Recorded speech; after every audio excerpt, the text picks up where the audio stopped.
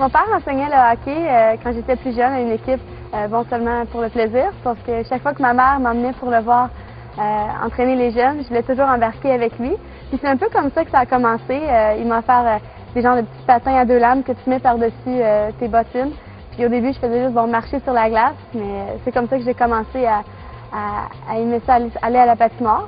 Mais j'ai su que je voulais être patineuse artistique quand j'ai vu les Jeux olympiques de Lillehammer en 1994.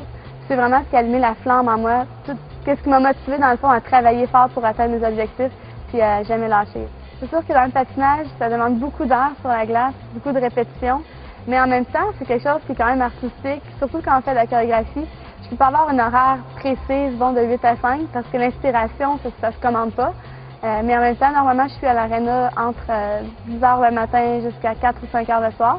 Puis ensuite de ça, j'ai mon entraînement hors glace. Donc, en gymnase, environ 2 heures par jour.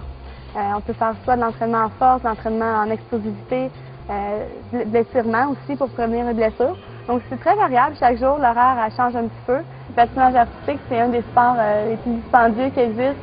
Je dois payer mes costumes, mes patins, les chorégraphies. Je paye mon entraîneur, mes frais de glace, les voyagements dans tous les pays. Une chorégraphie peut coûter jusqu'à 10 000 $, des patins environ 1 000 à 2 000 $. Donc, c'est vraiment des grosses sommes d'argent. Un costume de patin où chaque pierre est posée à la main, ça peut valoir entre 3 000 à 4 000 $.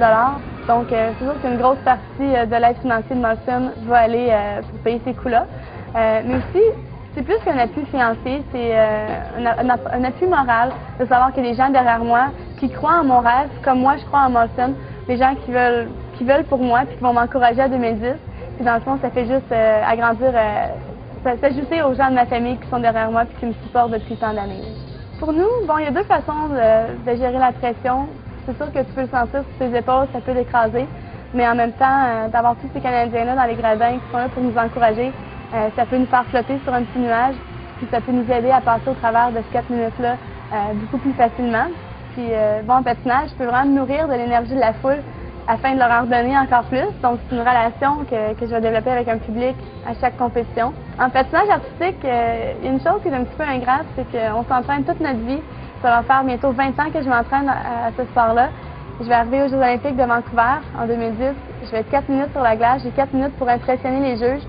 Puis 4 minutes qui vont représenter 20 années de travail. Donc, c'est vraiment important que chaque élément soit fait au meilleur que je puisse le réussir. Je l'ai fait tellement de fois, l'entraînement parfaitement, ce programme-là.